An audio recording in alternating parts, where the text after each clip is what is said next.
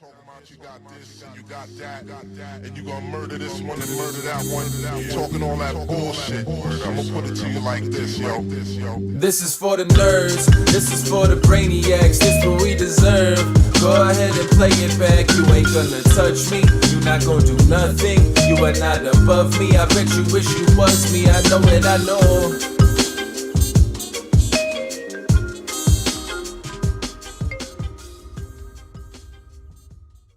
What is poppin', everybody?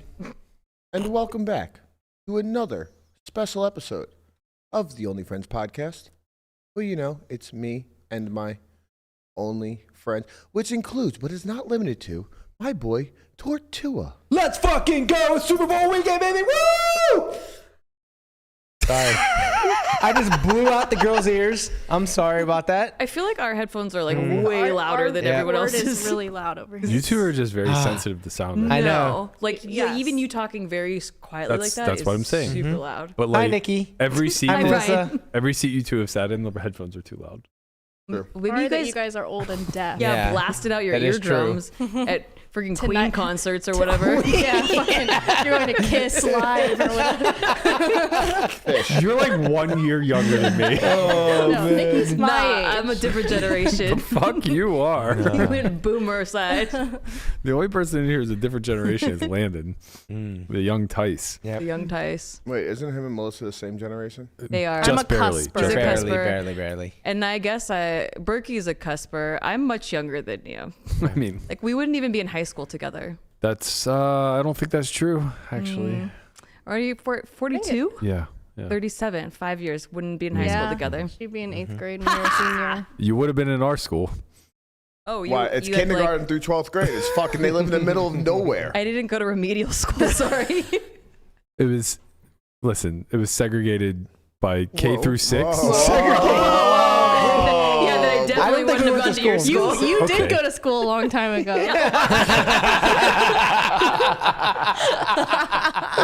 The word has multiple meanings, okay? It's not about the just crow by laws. race. It could also be by gender, of course. It was K through 6 and then 7 through 12 in Yeah. another building. Right.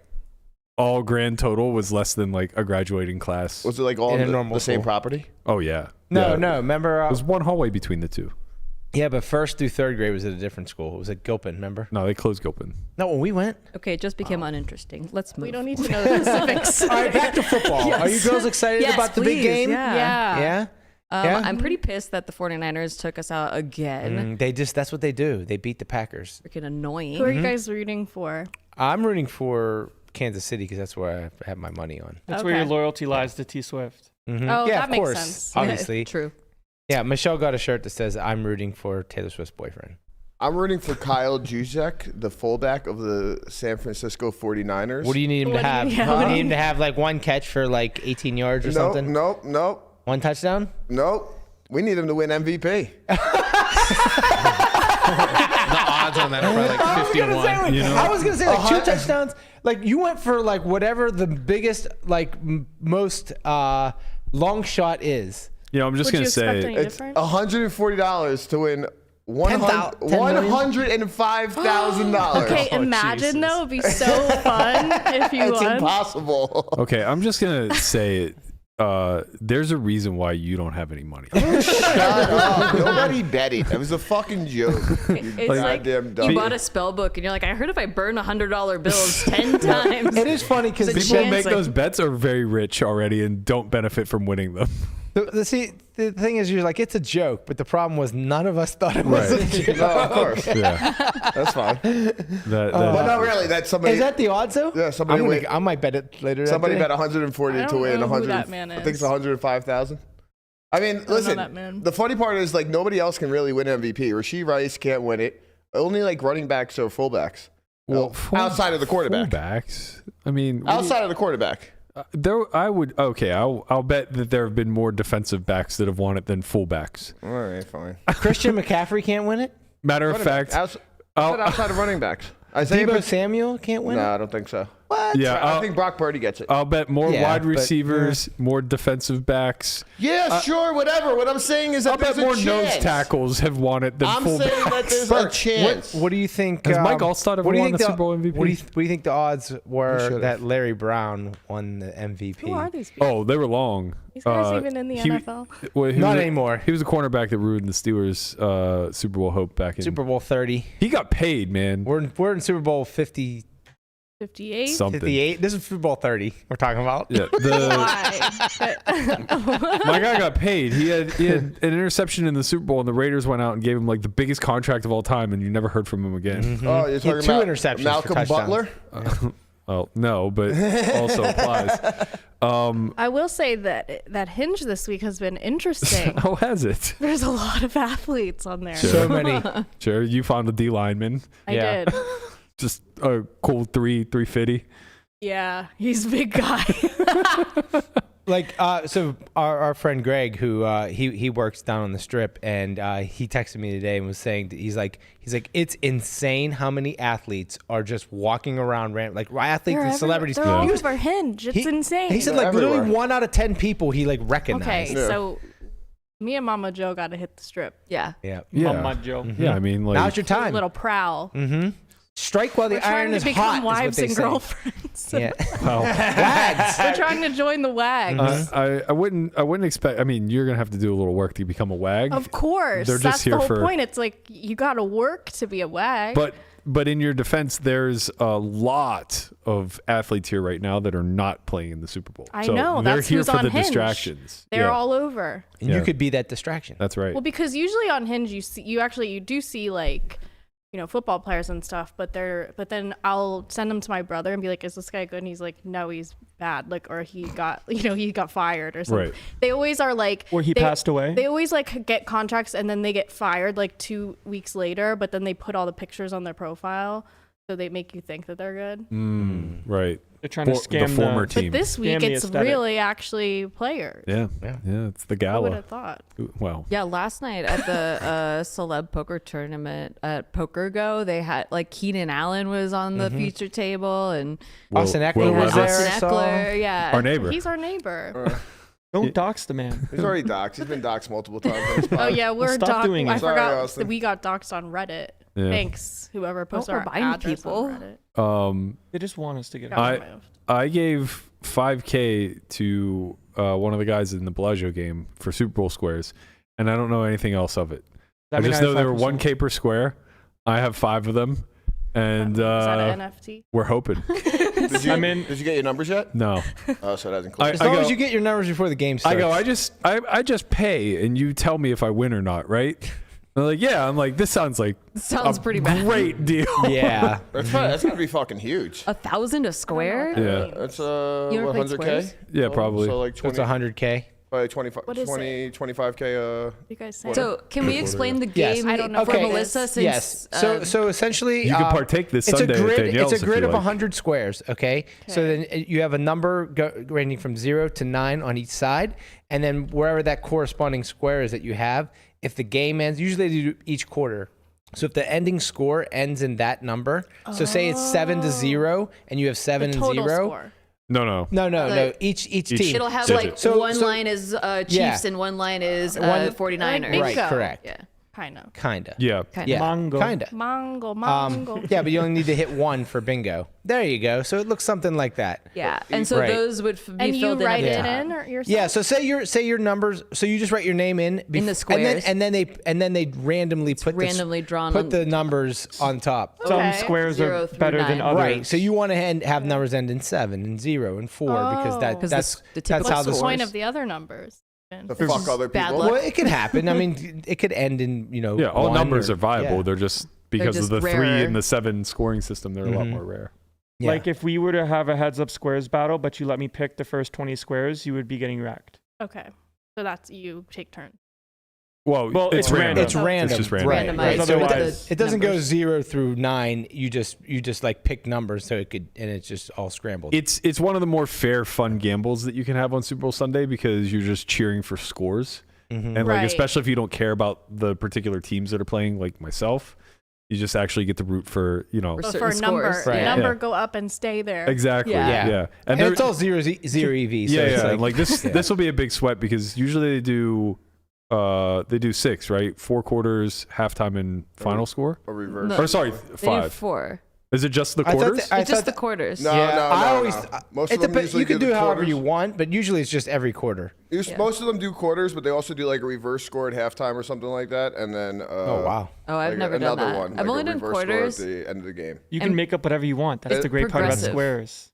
Oh, they increase? I've done only quarters and it's progressive. So like first quarter it's like pays out $50 or Right. whatever, and then second quarter it's or for halftime it's 100, and And then the you final can- score is usually the biggest one. Yeah, exactly. Last year I won 3 out of 4 quarters. Wow.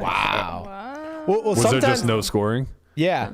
I forget. If you I get mean, on that like, seems if pretty you get on a reasonable. couple good numbers and the score doesn't change throughout a quarter, then you just win both. So, yeah. Yeah, pretty That's sick. fun. Yeah, I think that's the majority of the degenning that I'll be Yeah. doing. Landon, you have 5%. That's what I was saying. I said I have 5, right? You got football. Yeah. Cool with it. We'll see. I want you guys to win one of these big things It would be really nice. because I feel like Just there's always torching a sweat, 5K but seems shitty. Wait a we minute. haven't- there's Wait a no minute. wins yet. So if you put in 5K and there's 100 squares, Yeah. so there should be 100K in the prize pool. Yes. Correct. Yeah. Which means every quarter you can win 25K. No, it's not going to be like It that. won't, Maybe. It probably won't be like that, but like, Sometimes the bigger ones they do it evenly. yeah, it honestly doesn't really matter. It doesn't change the EV. It'll No, it probably- doesn't. But normally they do what? Like final score is worth more than. It'll be final Yeah. score is probably worth 50% or 40% or something. Yeah. Yeah. And then Conrad's a Worth square it. sharp. my grandfather used to get me 10 squares at a $500 thing every single year with his like bar. Did you win ever? 1 year, but I don't think I actually won. What was the I vig? think he just paid me. Grandpa's big. No, he gave me all of it. Uh, My grandfather was rich. we used to charge vig on our March Madness squares or brackets in college. We would give ourselves 10 free brackets. That was the vig. Wow. You guys, I tell you. Seemed reasonable. 10%? So like It's a lot you. of work, Nah, you way know? less, way less. So like you just we hosted had way the more than 100 tournament? brackets in there. So you just hosted it and like ran scores and like Yeah, did it the was fucking payouts? hard work, man. It was like 2001. We didn't have the internet to score it Yeah. for us. We had to do everything fucking They didn't manually. even have computers when I was in college. Well, relax. That's worth. No, that's worth something. though. That's fair. I think Yeah. that's You're putting fair. me in the same generation? That's crazy. Okay. We had things. I think he's my age. I don't know what you're all, Exactly. all Got my it. notes were etched on I stone. decided to stop Me too. aging when I reached Melissa's Yeah. age. Yeah, you two are adorable. We're the same age. Big shout out to Euan McNicholas. He's done some content for us. Went out to, man, I don't know where this place is. GUKPT. What does this stand for? Sounds like He told me. He's Great- told me multiple times. United It's- Kingdom no, Poker United Tour. Kingdom. No. It's the Grosvenor Yes, UK Poker Tour. Grosvenor. Yeah. That's it. I thought it was great. United Kingdom. That's what I thought. Georgia, I literally thought it was the same Ukraine. thing too. I Like think- Great Britain, United Kingdom. I believe that's his home casino because he wears a patch for them whenever he comes to Well, the States. Grosvenor sometimes. has like a bunch of different ones. Yeah. Oh, okay. It's like I guess a A chain. tour? It's like a chain. Oh, it's okay. But then they have different locations, and Grosvenor, he's a Grosvenor pro, I see. so he won. Okay. Well, He won at 1,500. big shout out to Euan. If you guys haven't already, you can catch him doing the On Second Thought for season 9 of Poker Out Loud. I need to reach out to him, make sure he's good for season 10. I don't want that workload again. And speaking of Poker Out Loud, we do have season 10 out right now. I believe we're on episode 12. And I think we have a little bit of a tease there if I gave Guapo enough time to set it up. I see him squinting. We're not playing a normal poker game here. Now we're playing the stand-up game. Everyone has incentive to win hands faster because there's a penalty at the end of the game. This is very out of line and very devious. All right, we'll see you at the river, young man. I think it's just a blunder, honestly, opening his hands with two just absolute monkeys in the blinds. I mean, I think the simplest way to get through this hand right now is to just rip it. Someone's just gonna fuck me up, so I actually have to play a lot tighter here under the gun. Mamma mia. Fucking stand-up game. This is a stand-up game great. 2 MTT wizards finding ways to put 100 blinds in with ace-9. It's more fun now that I know that it's like fine to just stuff. We're gonna peel and we're gonna pray. Fuck. I'm gonna need more chips so I can give everybody chips. It only cost me everything. Stand up. Yeah. Stand up is on. Oh, we've been doing it already? Stand-up's been on the whole time? Yeah. Are you fucking kidding me? You just always play sixes that way. I was playing it regular.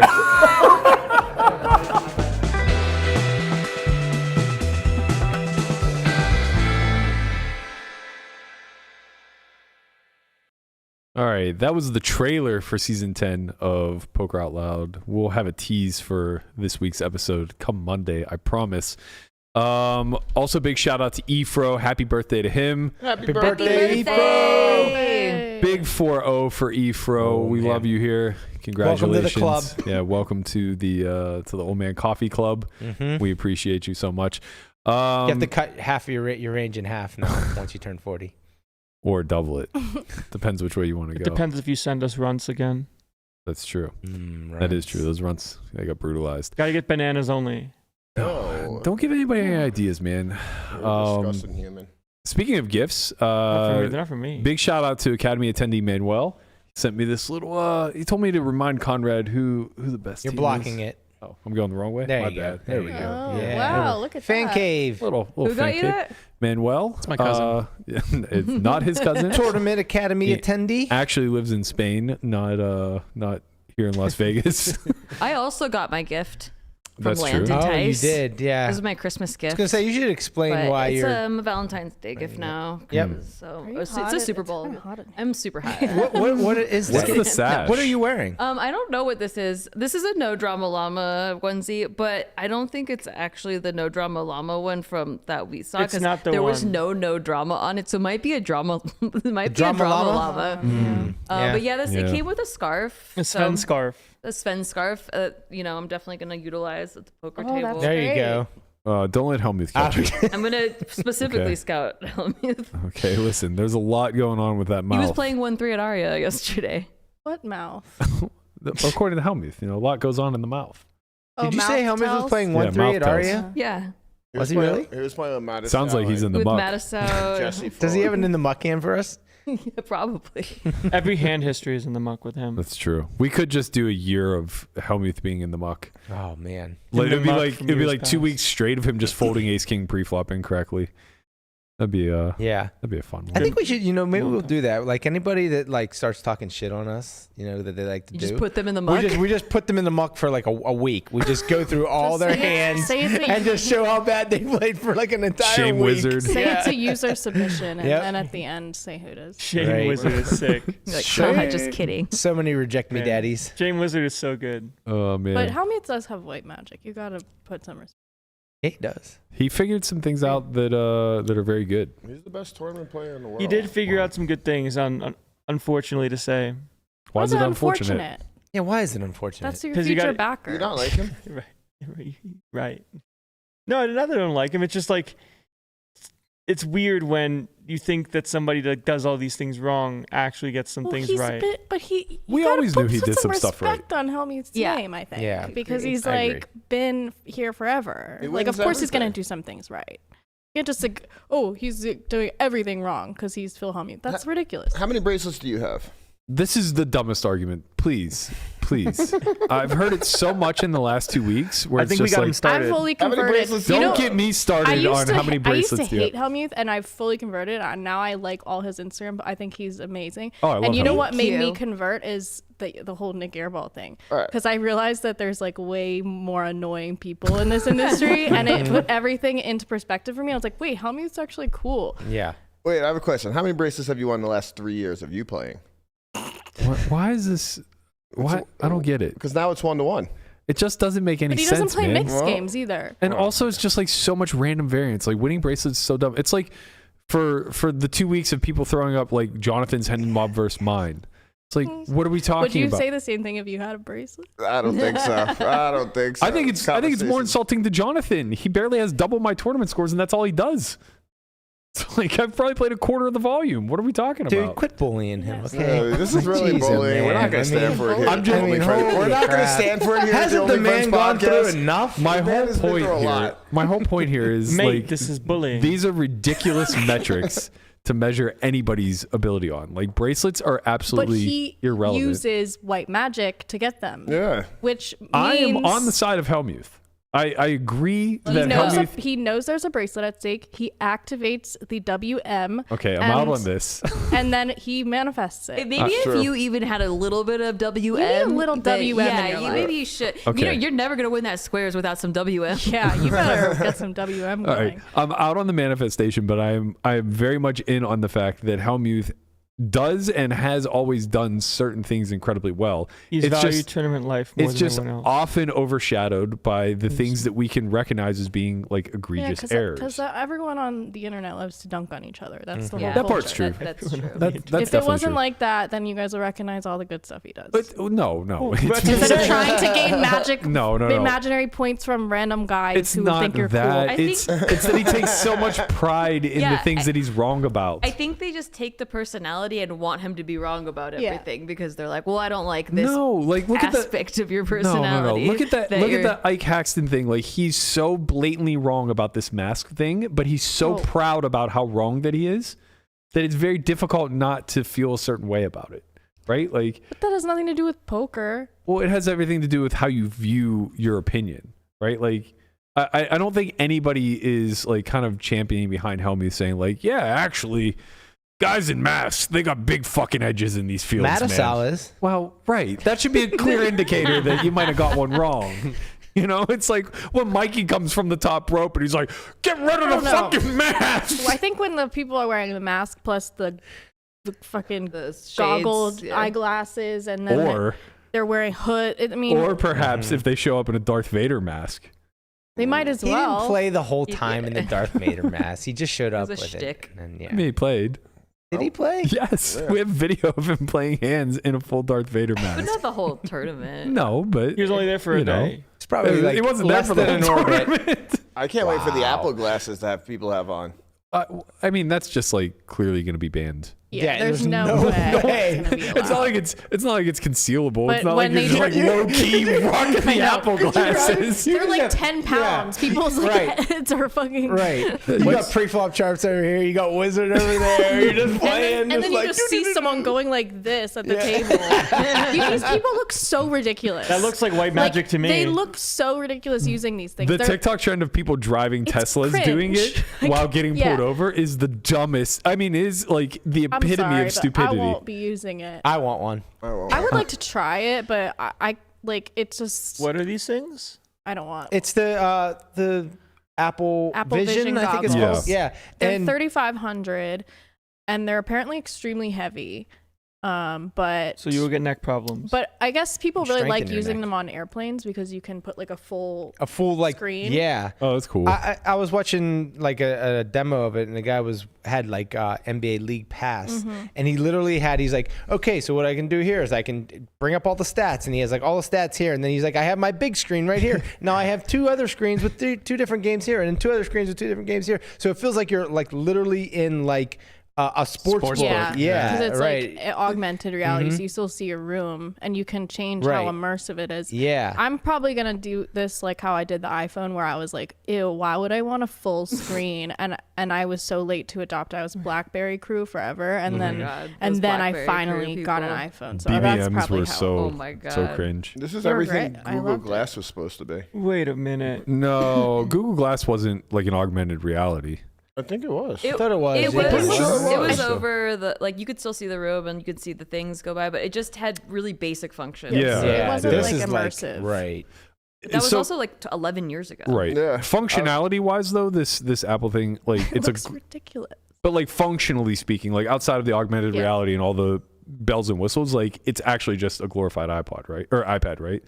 Like you can Yeah, use it the internet, uses you can iPad watch apps. Yeah. Yeah, like there's nothing you're not like playing virtual reality Not games yet, or no. anything along those They lines. haven't But- made stuff for it yet. That's the update Well, in like 2 some of months. them I think have made.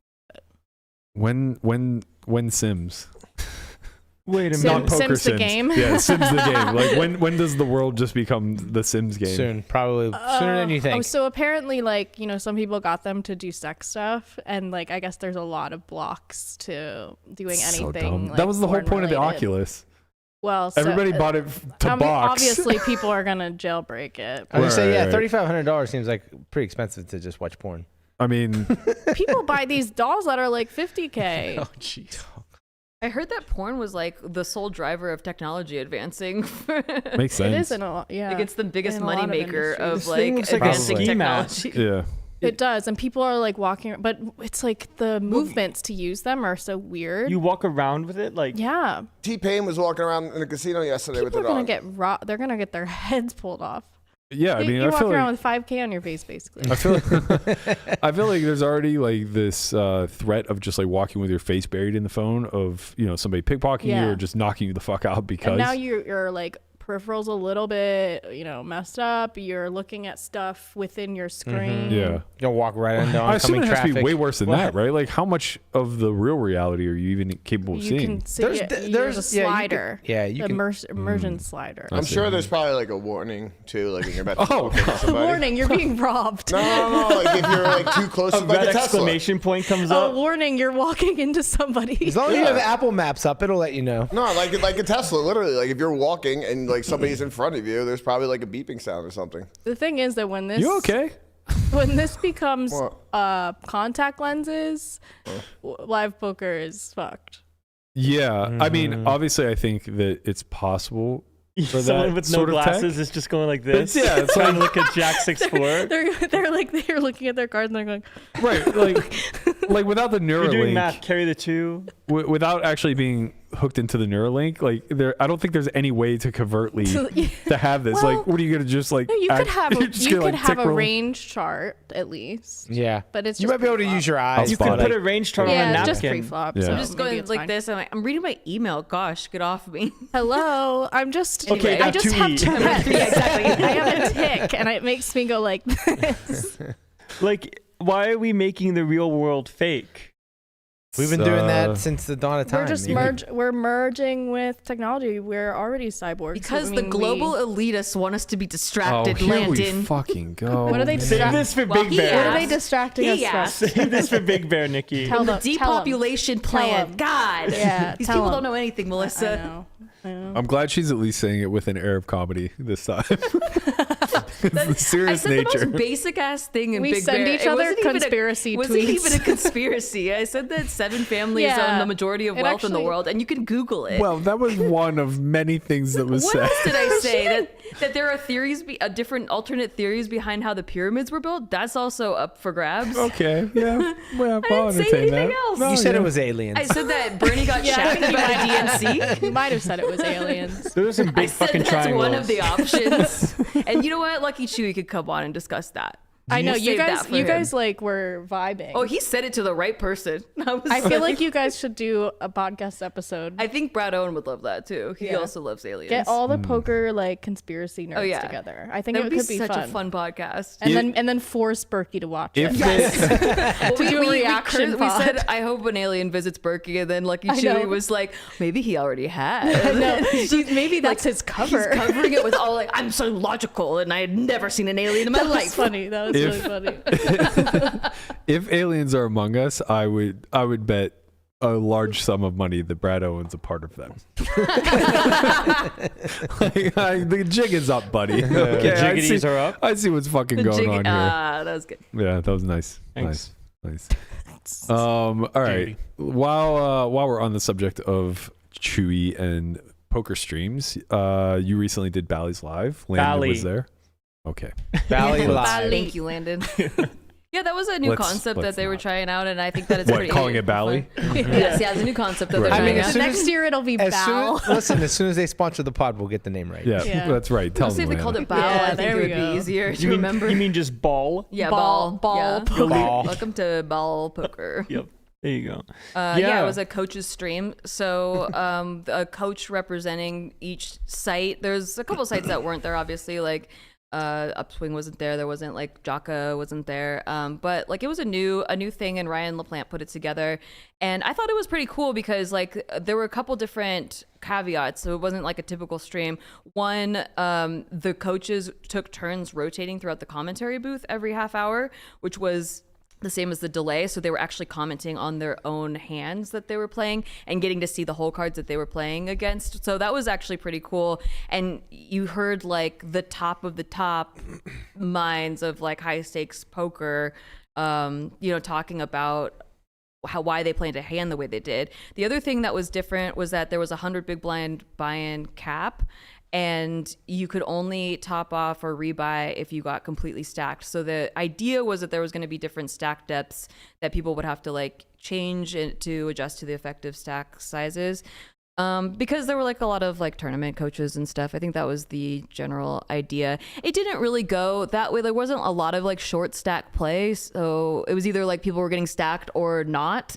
So I wouldn't say that even affected anything, but they were trying out new things, and I applaud them for trying that. I think it was really interesting getting to like hear different perspectives on the game from all these different coaches. But Landon was there. I was there. The cap stinks just because it didn't let the game get deep. I agree. I would have liked to see some more deep stack play and hear more commentary about that.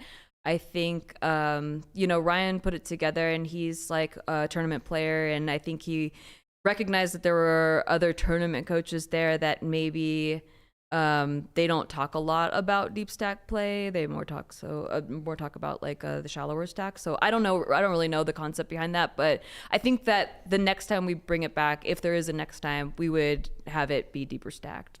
I mean, you can just put an MTT stream together. Or they almost put together a sit and go, but we wanted the people to stick around for the time. Sit and go would be cool. Sit and go is so boring. I agree. There's a reason why Poker After Dark died. I feel like it's cool to put like top level pros, but then throw in all the carnival games and throw in random wrenches and just see. think it's so cool to see the wheels turn. I think people really like seeing how The more you can force brain solving, the better. I think. Because they're the top of their game. They're gonna be like really good at brain solving too. So it's cool to see that. And then getting to hear like what their thoughts were, their thought process behind it. It's like as if there's almost a product for that. Brain solving. No. Poker out loud? Yeah, there you go.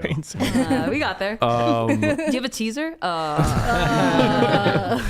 I think that You don't think that like a hyper, just like a quick sit and go would be like reasonable? It'd just be like flipping. I think that running formats that are dead, like stone fucking dead in the industry, is never going to be good TV.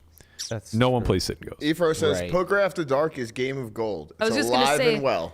Game of Gold. They Poker After Dark, the utilized sit and go, gone. Sort of, but even Game of Gold they threw the wrench in with the Indian poker. I think if you can add an element, have to throw wrenches in. Exactly. Because otherwise, because you want to take them out of their element, but still let them use their framework to like brain solve.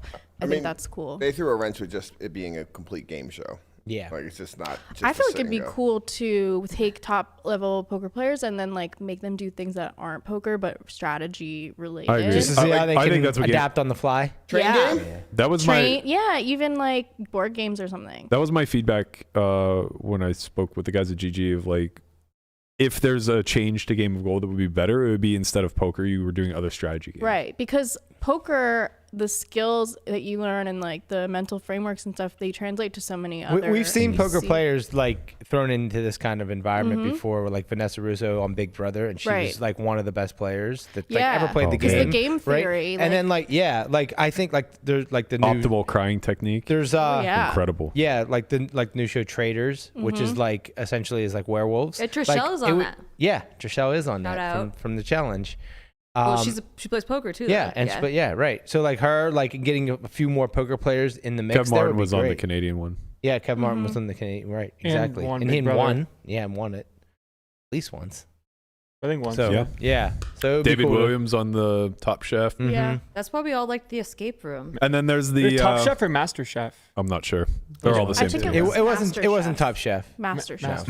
Master Chef DW. He's cooking. And then there's been a lot of representation on Survivor, right? Like Rob won it more than once. Is that right? Boston Rob won it once, I think, but has been on many times. He's been on many times. Jared B bubbled the council, and then Garrett with his famous that was fucking blow up. Ronnie Barta was on it. That one was definitely about the rice. It couldn't have been about the rice. Jatia burned the rice. She burnt the rice. He had an immunity idol and was still the first one out of the fucking game. Well, he tried to control it by not letting them go and like talk strategy. Yeah. Like it was weird. And so they were like, let's get this guy out. Yeah, I mean, when someone burns your rations and someone else gets voted out, you fucked up. Yeah, you really fucked up. And you know what? That's good. We like the blunders too. Yeah. You like to see a few missteps here and there. Ronnie was on it and then he said he got sick, kinda ish. Yeah, I haven't. It's funny. I forgot he was on it. And I know Ronnie pretty well. I never actually talked to him about it. He didn't go very far. No, he was first one out. Oh, okay. Maybe that's why. It didn't I know. really I was very register. excited to watch it and see him on there, and then I'm like, all right, let's go. And then like first episode, he's out like, damn it. Yeah, I think that. I don't know. It's difficult. Like, especially so much of the community is engulfed or I guess enamored by tournament play right now. It's difficult to run simulated environments that aren't just tournaments. Sit and goes just don't really represent an open field event. They don't even really represent final tables because you start with the same distribution of chips, right? So it's like the ICM is there, but it's not because a lot of times it's only like top three to get one, paid, two. I mean, if it's 6 max, only one person's gonna win. Like Poker After Dark was winner take all. So it's like there's so many aspects of tournament play that aren't really even taking place when you're looking at a sit and go format. And then obviously it's fast. You're losing players. I like the idea. I've said this a bunch, but I like the idea of being able to get reoccurring themes week after week after week in some of these stream houses like Bally or Hustler or maybe the Lodge is pretty consistent now, as well as a few others. Like if you take a Survivor format, you take that game show format and you overlay it into a cash game environment, like where they can be in tribes. Yeah. And kind of like what Game of Gold did. In a way. Sort of, yeah.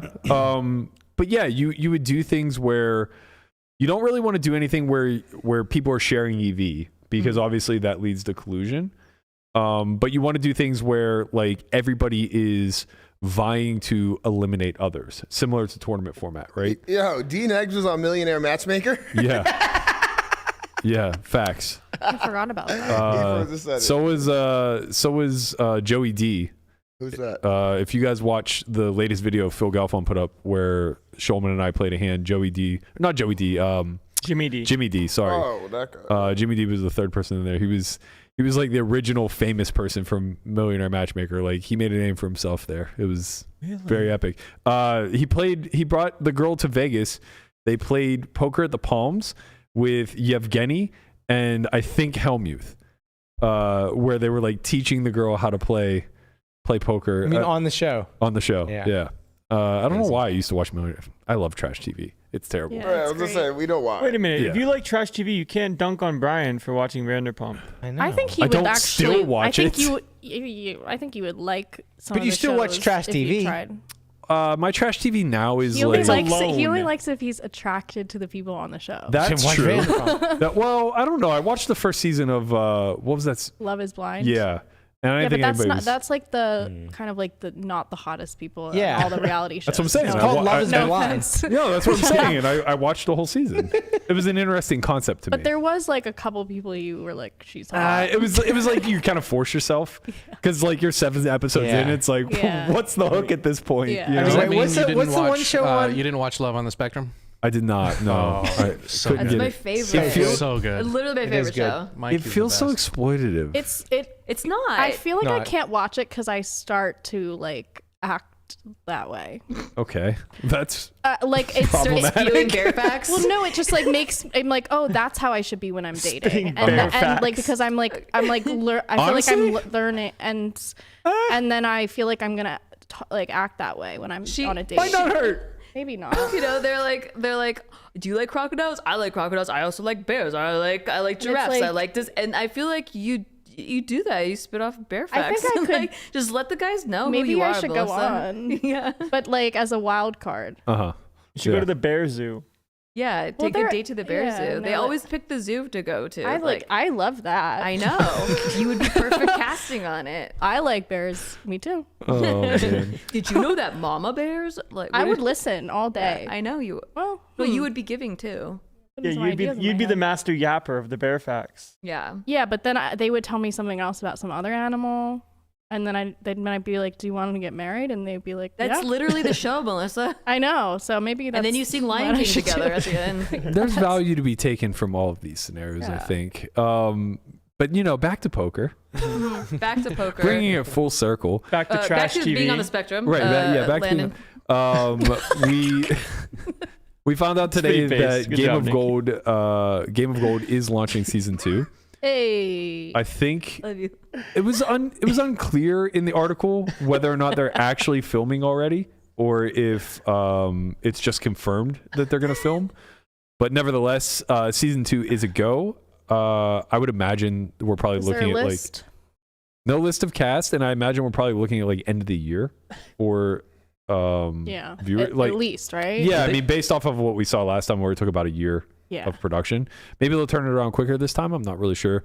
The article was kind of alluding to the fact that there might be a little bit less poker driven. I mean, it's difficult when you have 50-minute episodes and one singular episode is like all poker. Mm-hmm. I think that I kind know. of I loses tried the general showing audience. it to my brother and his fiance, and he knows poker, so he was like sort of thought it was coolish, but she was just like, "What the hell is it like riverboats and like what the hell are you guys talking about?" Riverboats.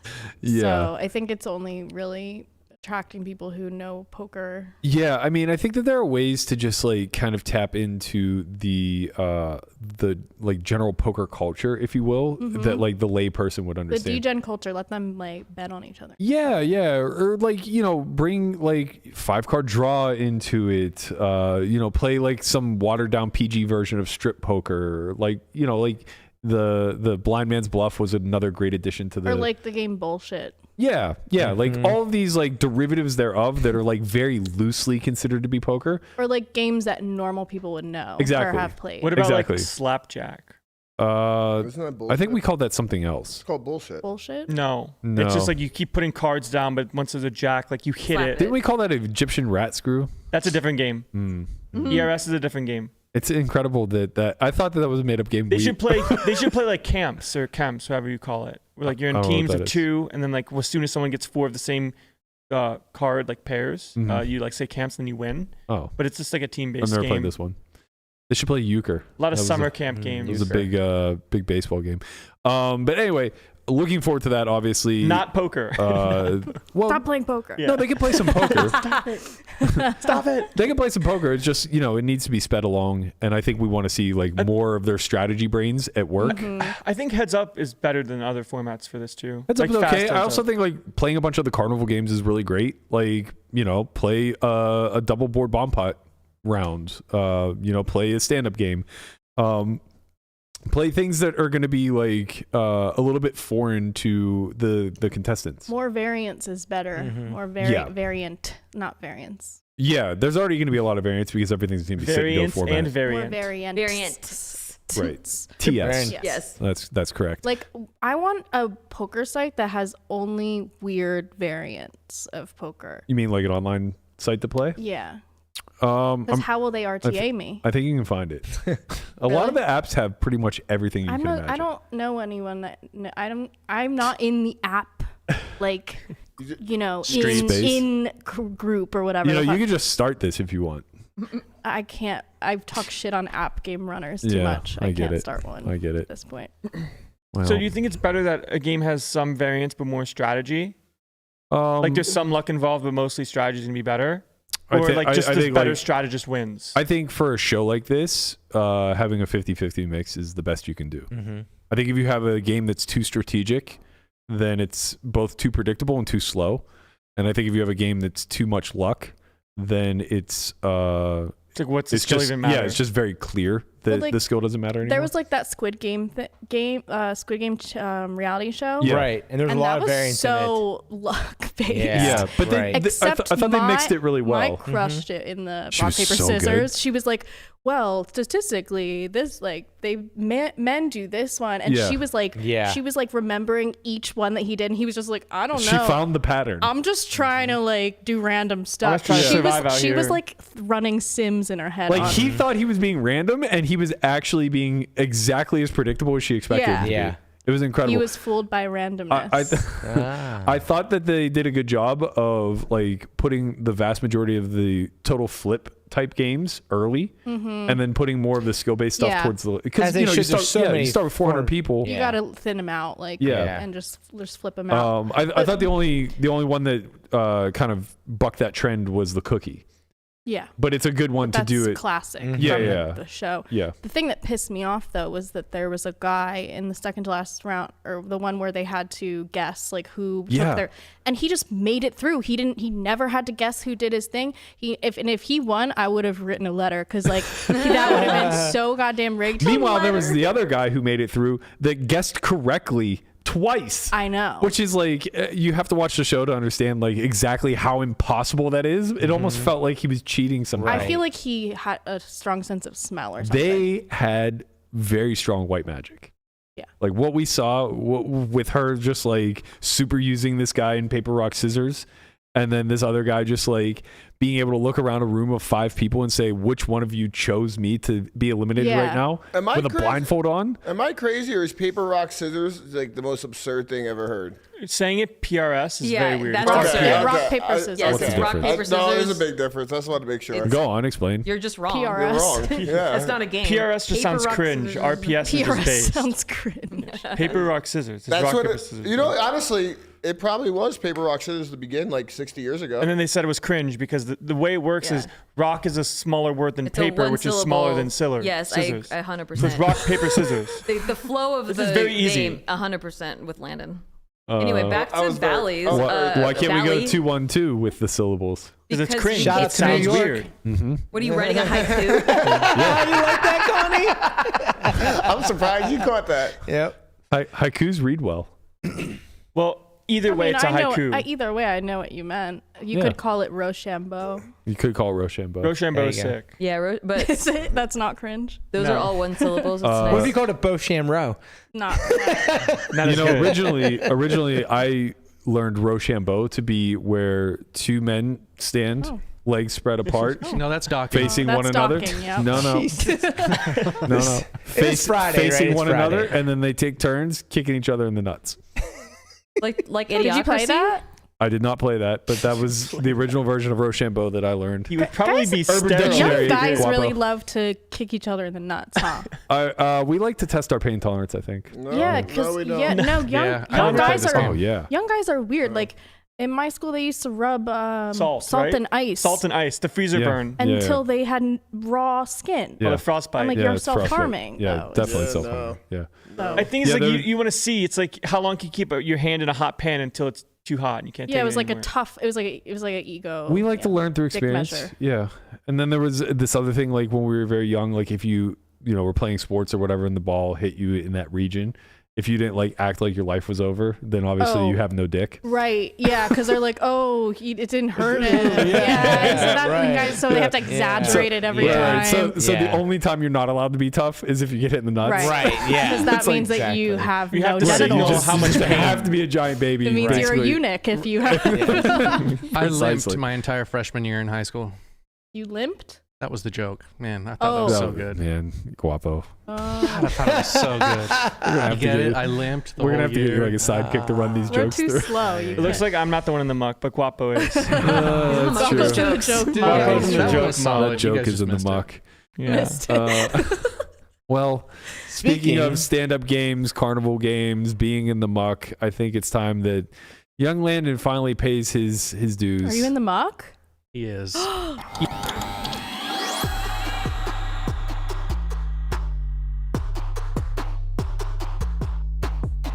I'll do a wizard bet. Okay. He's well, in the muck. it's not about the I told wizard. you it's gonna happen to you. I was like, wait, is it going to me or the footage? And it's going to the footage. That's nice. I like the sped up footage. This is smart. Yeah. So okay, so like, can we pause it for a second? I thought you just had too much coffee. Okay, let's pause it for a second. So at this point, the stand-up game was on, and it just started. Not a progressive stand-up game. No straddle was on yet at this point too, but the graphics were wrong with the amount of chips that I had. So I had 600 chips less, so like roughly 25 big blinds less than what it looks like exists in this spot. And what were the stakes? It was 10 quarter. So I go for the 3-bet here with the stand-up game. And Alex is the only one that has a button. Can we talk about the hands just for the audio listeners? Yes. Ace This jack is- That's a great call. offsuit. So Alex has. So Alex opens with ace jack off. I have queen 8 of clubs in the cutoff. He opens hijack, and I go for the 3-bet. How low of a frequency is this? So in theory, it's not going to exist. With the stand-up game and Foxen kind of talking about how he wants to benefit from having the chip and everyone else playing looser, I think he's going to open a little bit wider. So I wanted to expand a little bit to try to get the chip and then not have to deal with it later. Okay. Because it is a pretty big penalty. We went $75 a person if you lost, and we're 6-handed. So Alex goes for the call. Flop is ace of diamonds, 7 of diamonds, 4 of spades. The Fox goes for a check. The Fox. Looking at your face. Yeah, what's with all the giggling? It's because he did giggle bets all stream. I did a lot of giggle bets. So just the amount of the dynamic I have playing hands with Chewy is like we've just played so much online and heads up no limit prep for the Perkins challenge, as well as just playing poker in general. It's very hard for me to keep a straight face playing against friends. I think it's so fun though. Yeah, I agree. It I is. really liked it. Yeah, it is fun, and like to me, I'm obviously like gonna have good hands sometimes, have bad hands sometimes, but it's a little bit odd when it comes to like. Especially when you're getting the fox and stare. Well, like I would so not be able to keep a straight When face he was if I in the got the booth, fox he and said, stare. well, he didn't giggle on Yeah. the flop bet, but he giggled on the other bets. Yeah. I didn't giggle. But on he the said he didn't really take that into too much consideration, but he thought You're his not flop balancing your giggle he thought frequency? his flop bet was weak because he didn't giggle during it. Right. So I mean, there may not be some truth. Like I'm just gonna laugh more against someone like Chewy, just like Yeah. on rivers or like on turns or whatever. Like it's very weird for me because I kind of see the game in a way that I'm gonna be relatively balanced, potentially over bluff most spots anyways. So like whether I'm laughing or not isn't gonna be Yeah, much of a that was what he factor said. of if I have good hands or bad hands. But this time I had a bad hand and I was trying to attack the Fox. So I go for the C-bet quarter pot. He calls. Turn is the 9 of clubs and he checks. And now here comes the giggle bet. Because like in my head, like there's just so much stuff going on at one time where most of the time is split between what's like the best meme I can think about and also how much is in the pot. So like there's two things happening at once and I can barely count the pot. So I try to go for a GO2 size, which I do end up on after enough laughing and mental stimulation. Some stimming. Yeah, some mental stimming is going on for sure. The Fox goes for the call, and the river is the offsuit 3 of clubs, and he checks, and I'm not going to win if I check back, and I can hope he can have some diamond draws. And Like some it's hard. tens or jacks or something. Yeah, so we're trying to target like potentially tens, potentially 9x of diamonds that he picks up, like king 9 of diamonds, queen 9 of diamonds, and then some ace x that have some bad blocking properties, where like he might just pitch some lower ace x type hands, like potentially ace 6 suited, ace 8 suited, and then he ends up tanking, and then he was telling me he was like Imagine folding to your face right there. Yeah. he ends up trying to go in between like either beating me in the pot for a second or trying to think about like, do I actually have like ace queen plus here? I think for value, my thinnest value hand would be ace jack, so he chops with some value. Because if I'm bluffing a lot in the stand-up game, he's probably gonna look me up a little bit too light. But in this case, my lowest combo, the way I was thinking about it in game was like my lowest queen high combo was gonna be queen 8 suited, where queen 7's a little bit too wide. So I kind of have a good blocker for ace queen if I don't think he's going to jam pre on me, and he's gonna just defend because my range is wider. But we'll look at what the machine says. So he picks me off, and I have to rebuy, and I was not going to leave myself a chip behind because I wouldn't be able to get more money. It was kind of interesting that he was in the booth with Nikki while this hand was going on. Yeah. Yeah. It's actually not smart to Leave a chip behind? It is smart to leave a chip behind with the stand-up game. Oh shit, you're right. Wait, but that's the only reason why you would ever leave a chip behind in a cash game, correct? Yeah. Yeah. Yeah, you don't want to reload during stand-up. You want to Yeah. be as short as possible. Wow. Try to win And a like button for free. like jamming Holy it shit. called light. Well, yeah, he's just going to have one big blind. So you just wait and put your one big blind in with a hand that you hope can win. Yeah, you just realize your equity. By the way, did you hear him compliment Solve for Why? Someone brought that up in the chat. Dan brought that up in the chat. Oh, thank you. Yeah, he said that he wished he would have thought of that for... Well, to be fair, we were a company like 4 years before them, so we had a bit of a head start on the name game. Who thought of it? Me. Oh, I mean, good job. Thank you. It's damn it! No, now I'm pissed. Oh, fuck Why me. are you pissed? Because you missed out on an extra EV. I didn't leave a chip behind. I love leaving chips behind. Yeah, I mean, like, fuck. No, it's really annoying now.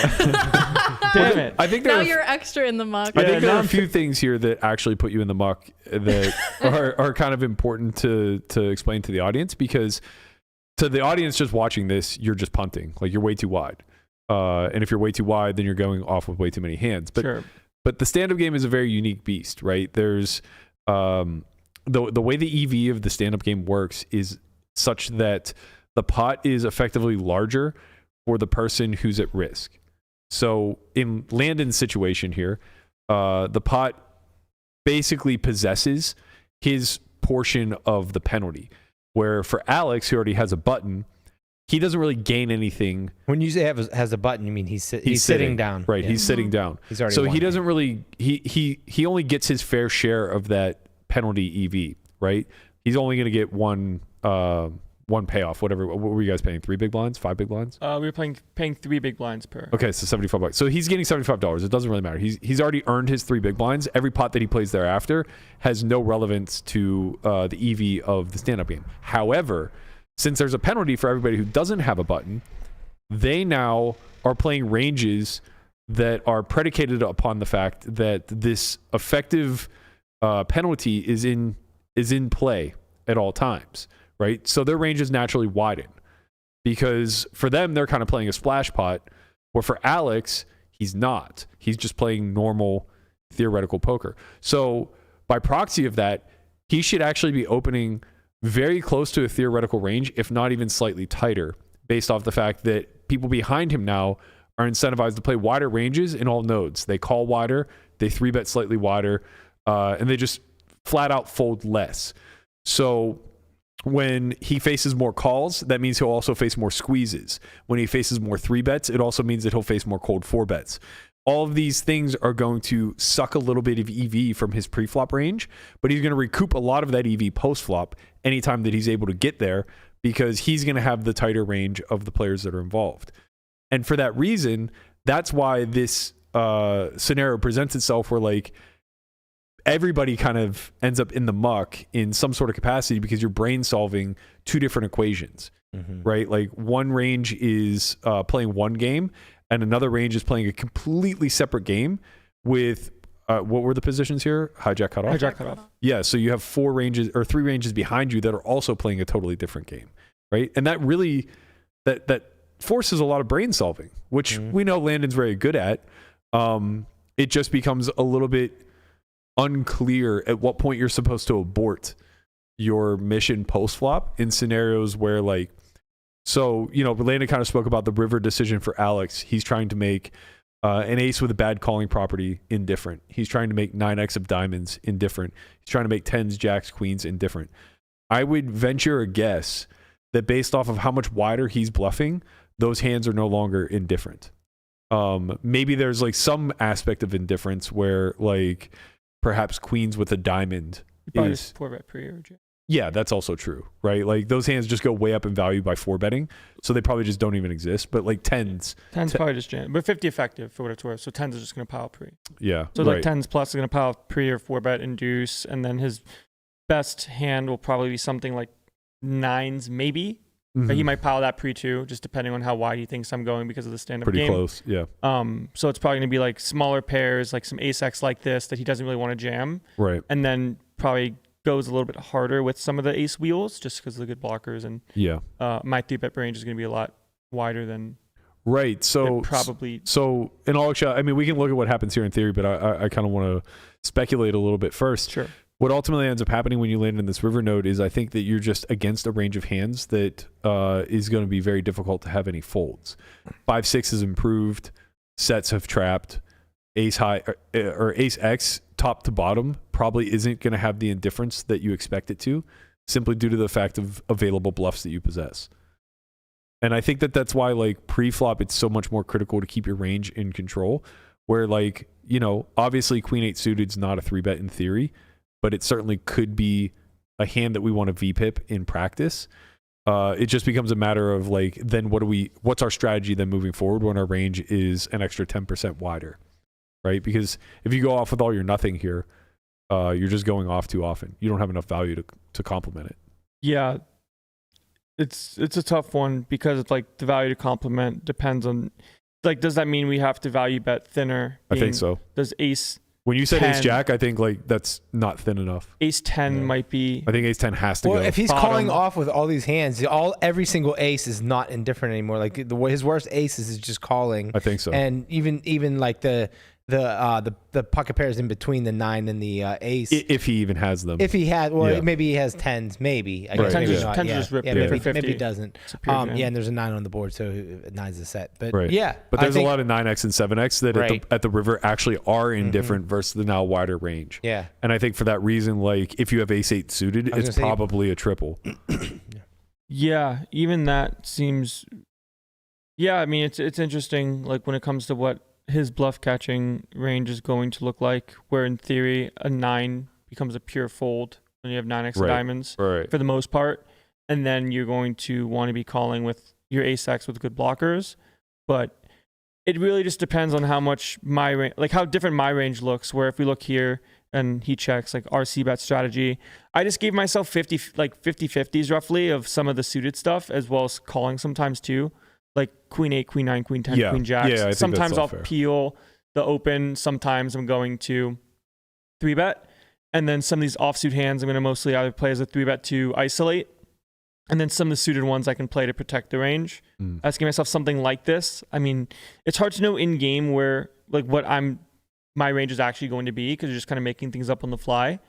Where, like, in game, like, I saw Queen 8 and I'm like, okay, he's probably going to open close to theory, maybe a little bit wider, as, like, he sees the game as people playing too wide and defending more, that he wants to try to pick up some EV that way. The way to do that, though, is not by opening wider. It's to have a wider range by playing raise and limp.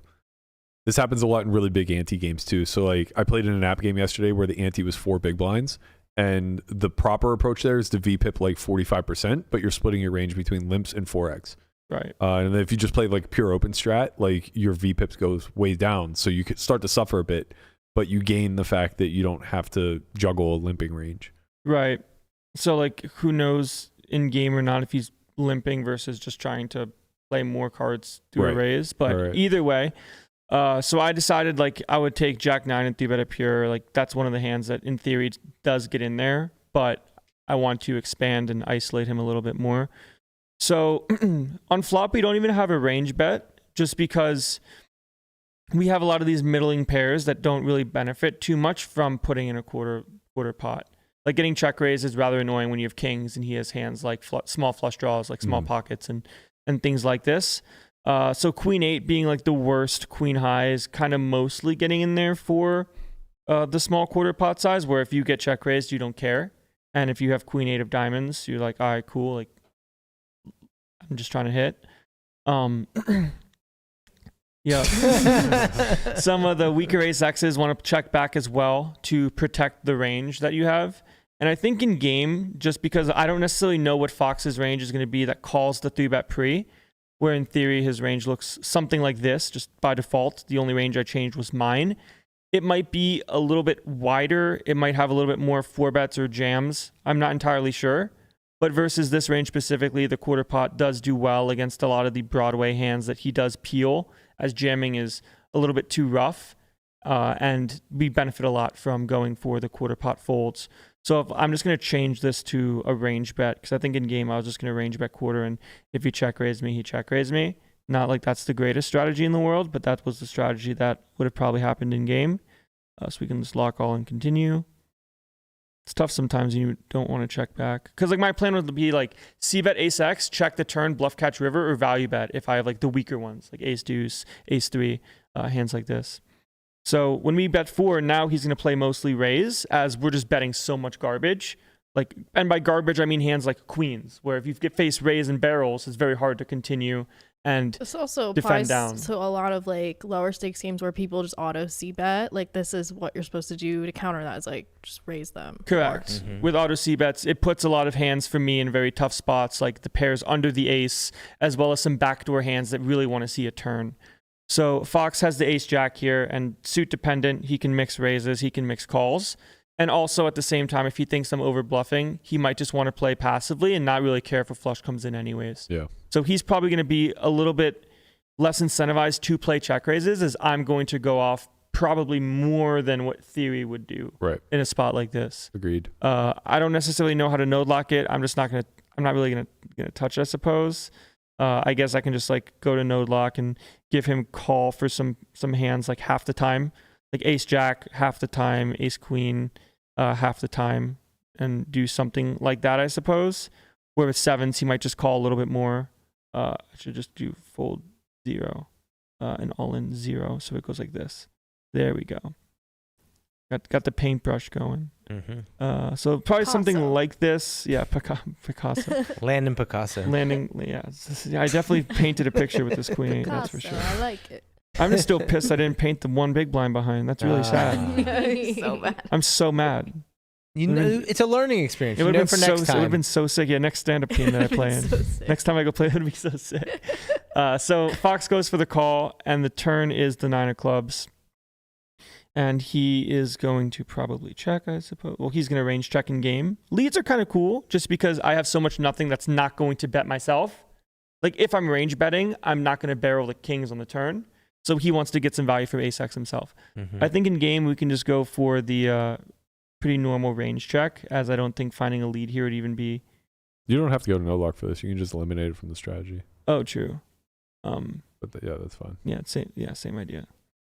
Yeah, I like to use the pen. So he goes for check.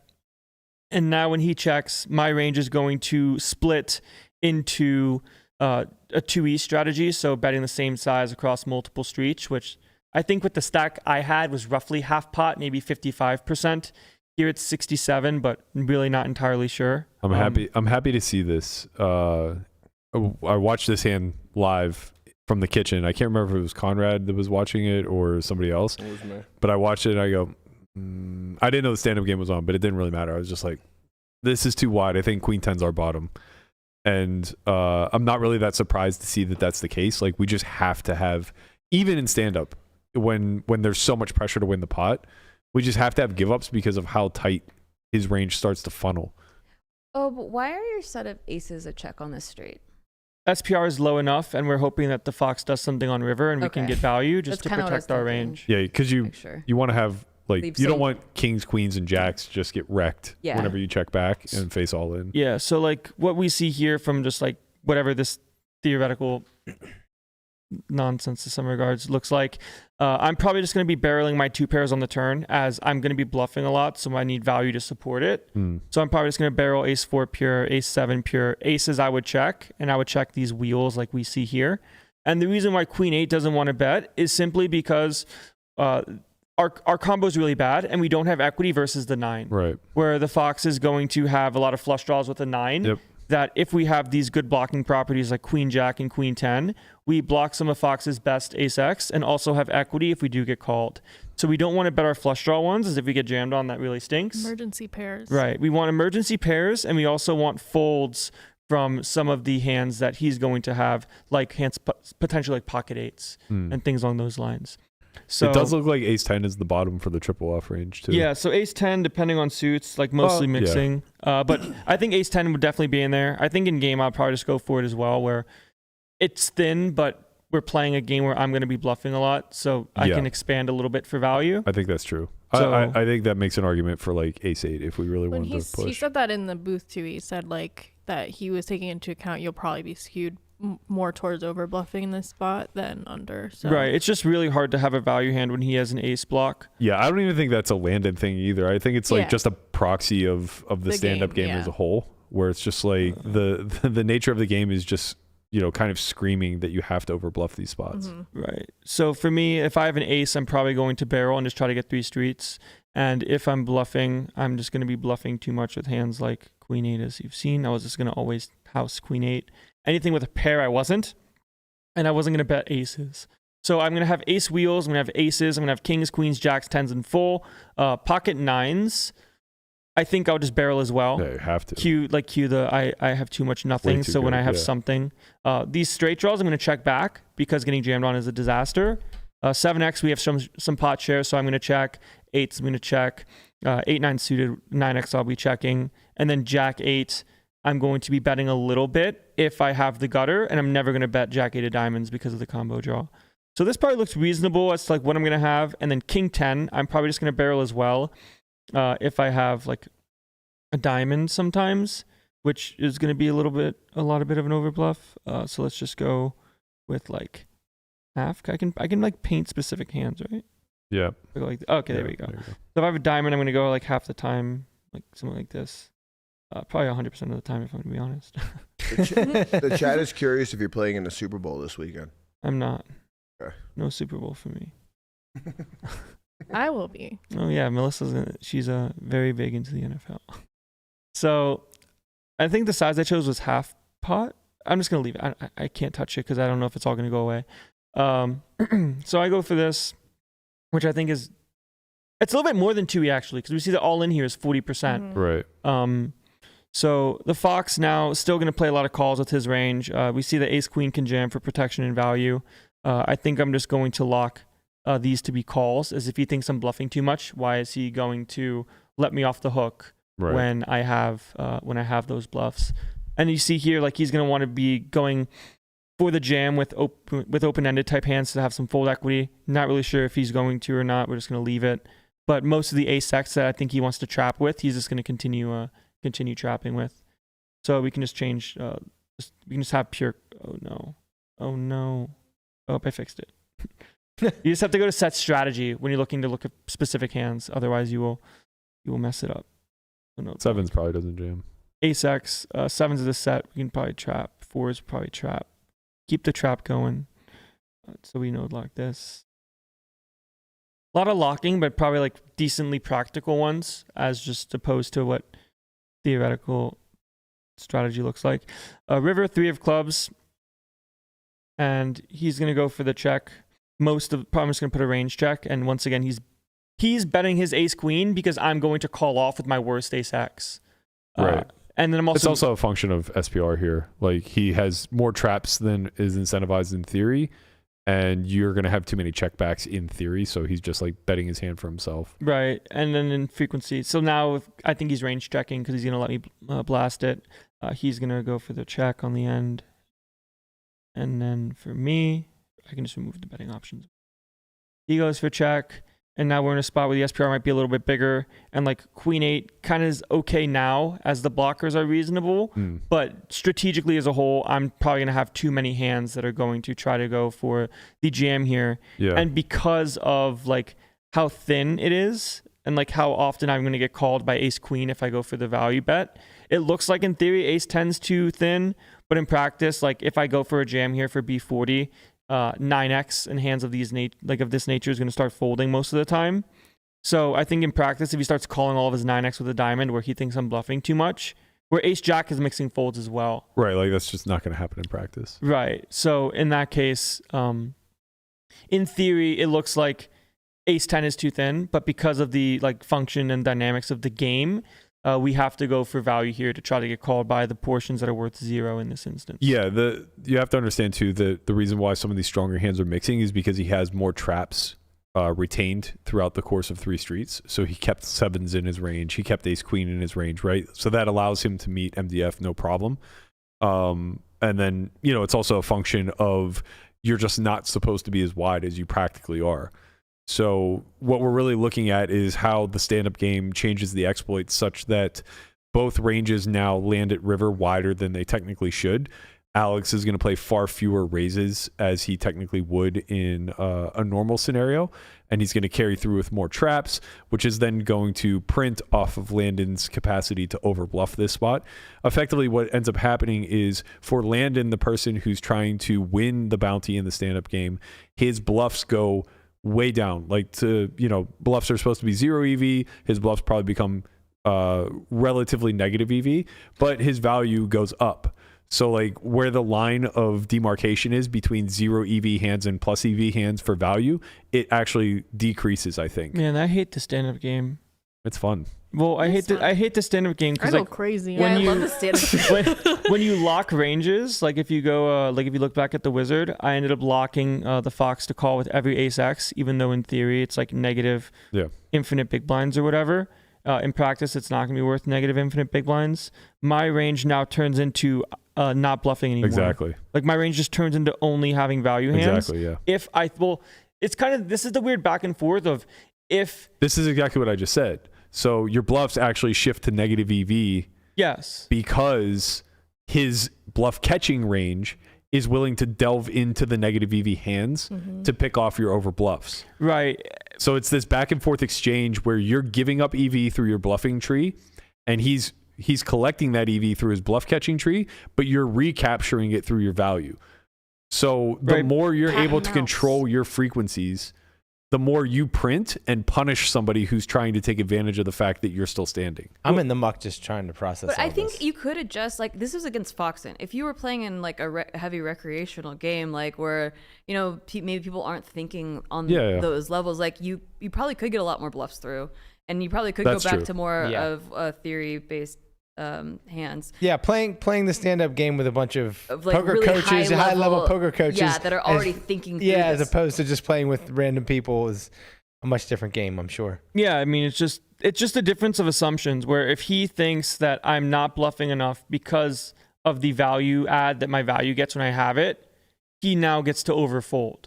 But if he thinks that I'm going for it too much, which I am, like making a correct assumption is going to be worth a lot. Well, didn't he say before the hand, and this is what you were going off of, that he was going to try to take advantage of people playing too wide because he has a button and you guys don't?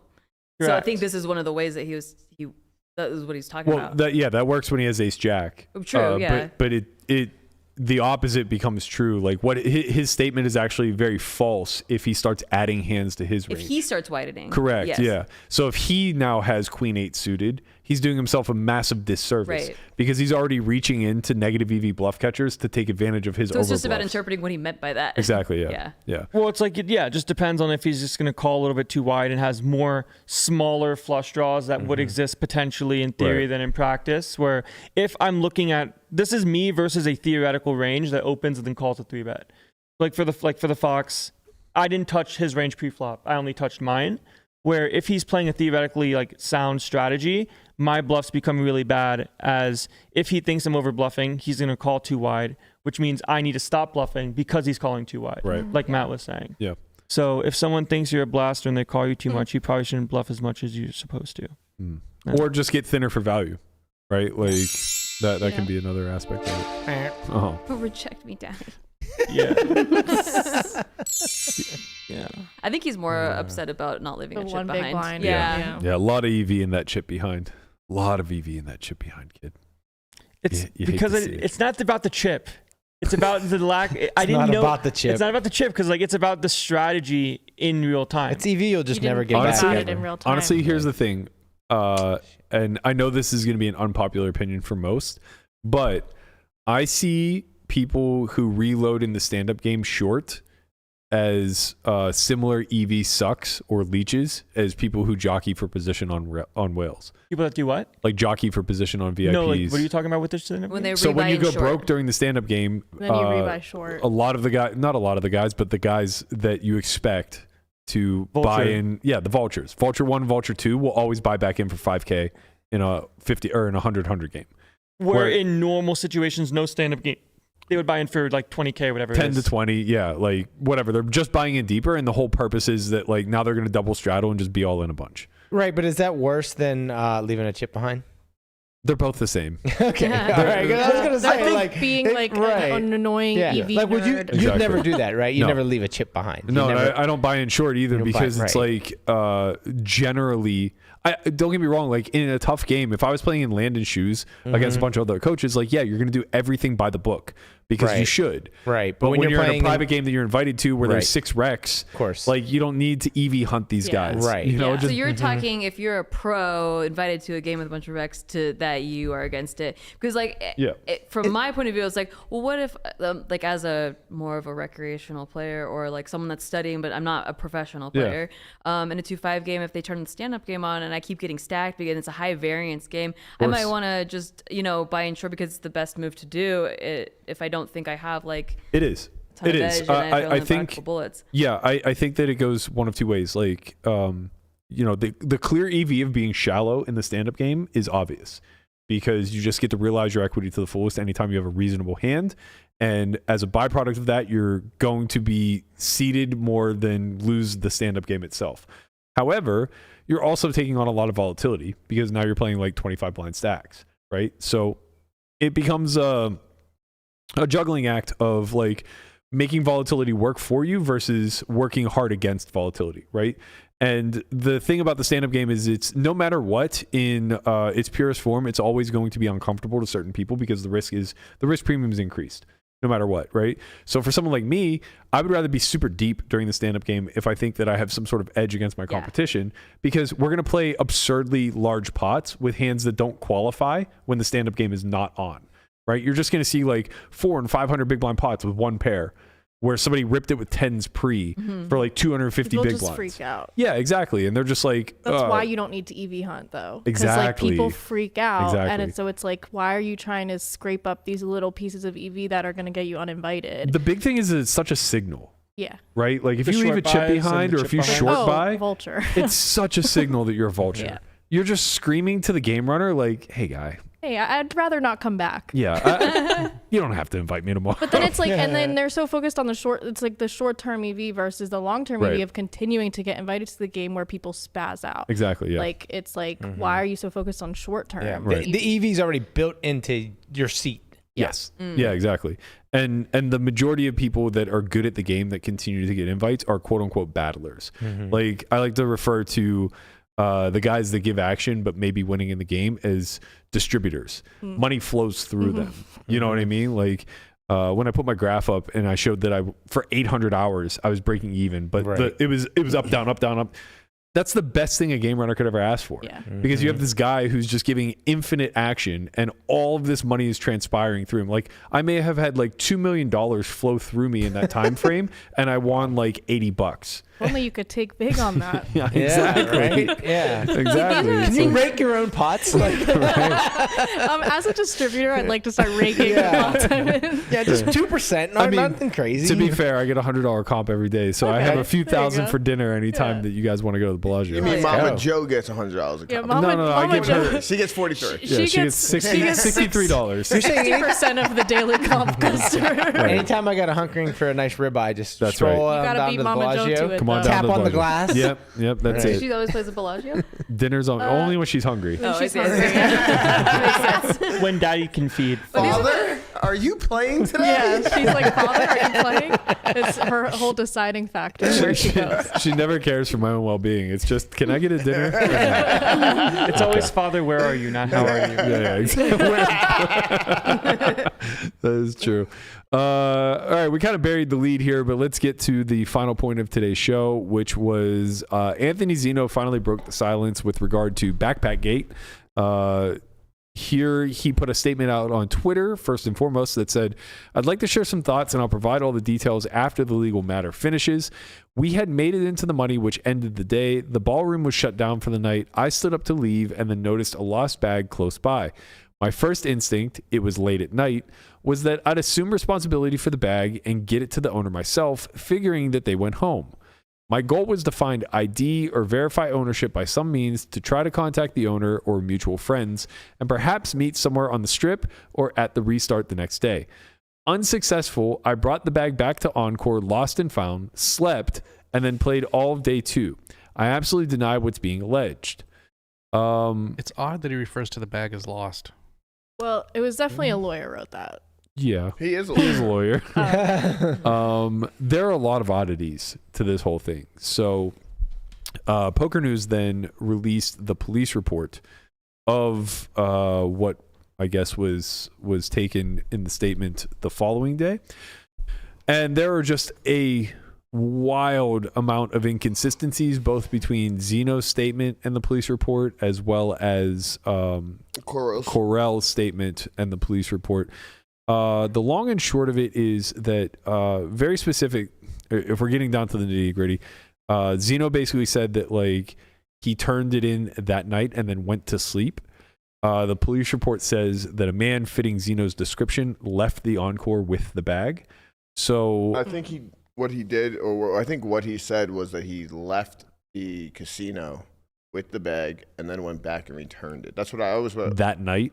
That's the impression that I had. Didn't the Cosmopolitan come into play at one point? Yeah. So according to the police report, I don't know if it's according to the police report or to the article itself. It's difficult to see where one starts and the other one ends.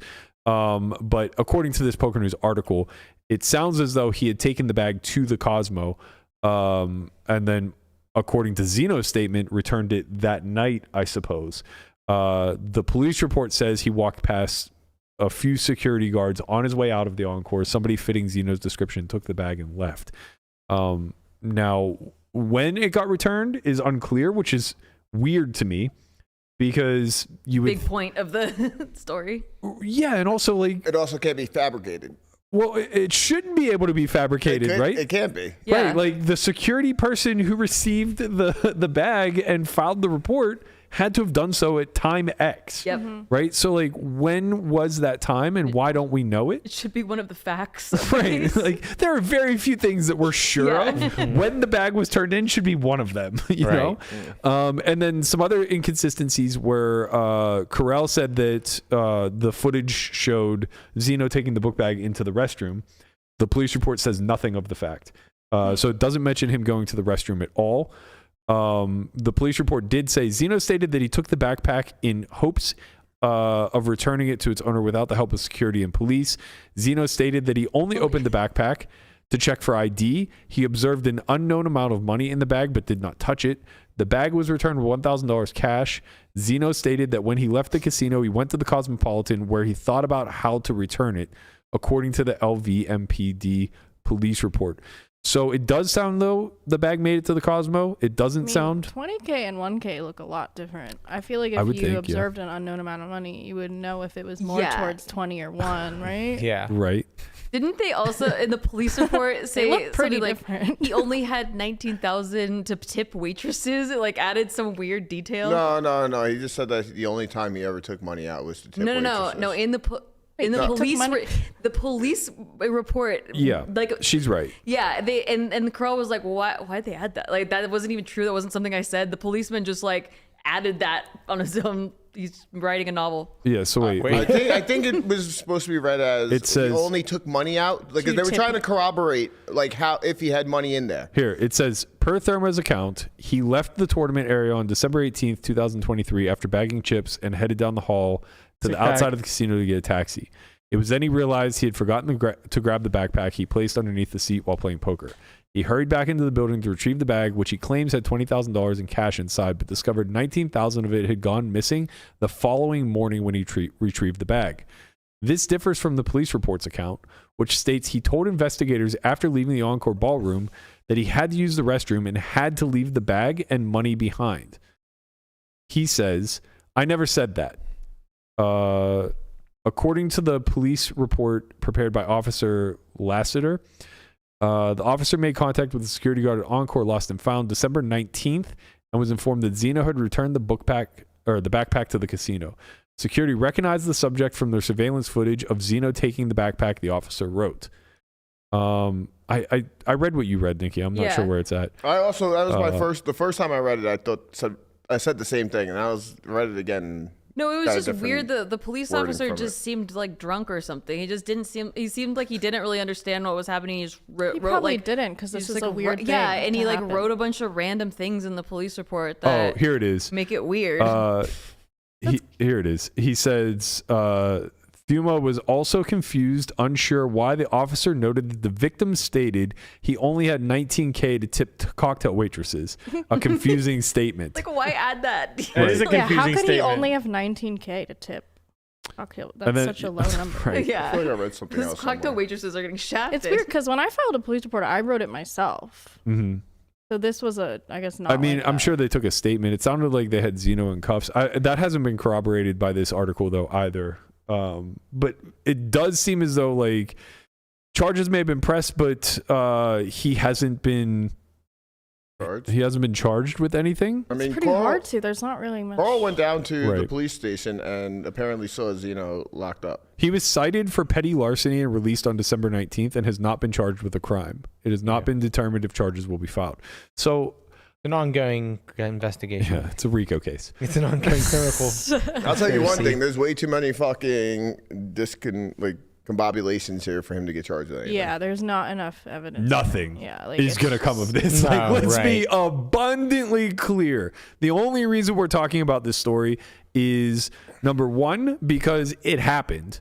That's the only thing we're certain of is that the backpack was taken by Zinno. Backpack 8 is real. What happened thereafter, however much money was in there, it's impossible for us to ever know. No one's ever going to get to the bottom of it. The police, they're leaving murders unsolved in this city. Yeah. They don't give a fuck about the backpack. Even if he had a Right. photo of 20K in his backpack, it still Yeah. wouldn't prove anything. It's way too circumstantial. It's So like like, you They could have taken it. Yeah. legitimately nothing is ever going to come of this. The other reason to speak of this is just to take note of everyone that's involved and, basically have something to defer back to if something shady ever happens down the line, right? Yeah. So it's just important to have people's names attached to things that, are a little bit suspect, whether it's viable to know what happened or not, right? But at the end of the day, this is going to be a he said, she said type of thing. It's not really our place. The public is going to make their own decisions as to like guilt or innocence one way or the other. And that's the only court that these guys are ever going to get served in. Yeah, and if you're out there and you see somebody's see a backpack, seeing it left it's like the behind, airport. right? Don't grab it and walk off Yeah. with it. Tell security, tell the Any floor, unattended tell the luggage. dealer, tell somebody, yes, and say like I But think somebody that's left different. It's a bomb at the I know, airport. but it's the same type of thing. Like you don't want to be incriminated. But at a casino, there's a good chance there's money in there. Well, Right. yeah, and if you're a thief, you would like that. Yes, but yes. It's like analogous. But it's more so Right, you yeah. don't want to get falsely accused of being a thief Yeah, if totally that's agree. the case. Like so, just hands off and point to the state- dealer. Man, Zinno would have done himself a service not saying anything, I think. This statement is just, it reads so poorly to me. Yeah. It's just like, I don't know, man. Like, I don't follow the train of logic here. Well, like, if nothing's gonna come of it anyways. Yeah. what's Okay. that's why you just stay silent. Yeah, I wouldn't even. Yeah. Just don't say a anything. fucking word, right? Like, oh, I saw an empty book bag and people were gone, so I just decided to take it home. Figured that would be fine. And then 4 hours later at 3 a.m., I decided, like, what was I he should take it thinking? back. Like I don't understand. It just doesn't make sense. Yeah, like you just see a backpack and be like, you know what? This is best in my hands. Right. Yeah. very Vigilante weird. of justice. Right. Which Yeah. is, He's basically Batman. Sounds weirder. it's just asking for this type of misunderstanding, if it is one, Yeah. to happen. Right. And if it's not one, then, of course, like the accusations are going to fly. Like, whenever there's money involved, people are going to talk. To balance out the universe, though, did you see that Kitty Kuo lost her wallet with 20K of casino chips, and it got returned to her with By Wow. Zinno. no Oh, man. That would have been incredible. What is just put a nice bow on it. One final feel-good story, I guess, that we can throw out there, and I'm just speculating, but I think it's finally confirmed. Pat McAfee watches the show. I think Yeah? he does. What? Yeah, he definitely watches you the mean? show. We're gonna see a clip. A few days ago, he may or may not have rolled with the Scruff McGruff bit. Oh yeah. I'm just saying they might have thrown it in a little bit. A lot of the olds do say Scruff. that. What is No, that's Scruff? Scruff McGruff. Chicago, Illinois, Yep. 60652. Help take a bite out of crime. Yeah. I mean, there it is. There it is. The proof is Has the he pudding. done that before? No, it's a one-off. And actually, shout out to our viewers. They were all in my mentions. Mm-hmm. Pat McAfee did the Scruff McGruff Yes. thing on the show today. Yes. People clipped it out, put it in my Did mentions. they tag him? No. They need to tag I him. know. They need to tag They do him. need to tag him. If he gets a flood Harass of OnlyFans him. Yes. podcast like That's what I'm tags saying. with him, Somebody clipped Berkey doing it like months ago, and then send it to Pat McAfee and say, "See, you Yinzers are we alike." need some social media savvy fans out there. Come on. All that really really demonstrates to me is that if you're from the suburbs of Pittsburgh, like he and I are, you grew up with the television as a babysitter. Yep. And you saw that commercial so many goddamn times. It's ingrained in your head forever. It's a commercial? I thought it was a show. No, it's a commercial. I thought it was like a crime-fighting dog. It is. He is a crime-fighting dog. But I saw that commercial too. But it's a commercial. That's so unfortunate. No, I'm not saying it's unique to Pittsburgh. okay. I'm saying that like our area was very unique to the parents. You can roll it. To that you like got left home alone. Yes, a lot? home alone okay. in front of the TV. Yeah, I was a latchkey kid for sure. I thought it was like a Scooby-Doo spin-off where like there's a dog now as like the lead mystery He's solver. basically like he has a trench coat though. right. He does, He's like Smokey the Bear. He's Forest like fire. in that realm. Wild, Yeah, that right. guy's creepy as hell. He puts out. It's a bear though. Bear No, facts. but that's not a. He's that's shirtless. a sinister bear. I don't trust that bear. He's fucking jacked. Scary. Smokey's out there doing the Lord's Only work, you trying can- to. It's Yeah. Don't rub The me the wrong way. I don't like that. The interesting about He puts too much blame on you. No, but he's just like he just has a sinister vibe. I can't like put. Yeah. Is he shirtless? But he wears pants. He just And a hat. Creepy. Well, same with Ranger Yogi hat. the Bear. Creepy. Yogi just wears a tie. He doesn't like. Oh yeah. And Yeah. Winnie I feel doesn't like he wear had a collar, pants. no? What's with the cartoon bear? yeah, Yeah, but, Winnie the Pooh also doesn't wear I pants. like that- real bears. I don't like cartoon bears. They're all sketch. Like They all got their dicks out. they should all be investigated. They're all just invading parks with their cock out, looking Yeah. for a little bit of honey or a picnic basket. It's disgusting. Just looking for that. File the police Looking for report. that honey. Well, if someone with a dick Disgusting. out asked me for honey, I'd give them all my honey. I was just like, take it, man. Like, I get Yeah. out of here. I'll buy some. I don't Indecent have any honey, exposure. but Yeah. sure. Oh man, shout out to Scrappy Doo. All right, that's gonna do it for us. I hope you guys have a wonderful weekend. Enjoy the Taylor Bowl. We'll be back on Monday to react to this Super Bowl, I'm sure. We'll see you guys all then, 11 a.m. Pacific. Vessel. We can make fun of you because you don't have a list. That's right. That's right. You understand. We should even be back with another Take a Beat since Nikki dropped the ball today. No offense. Damn it. Yeah, you get called out. All right, we'll see you guys all then. Peace. Peace. You call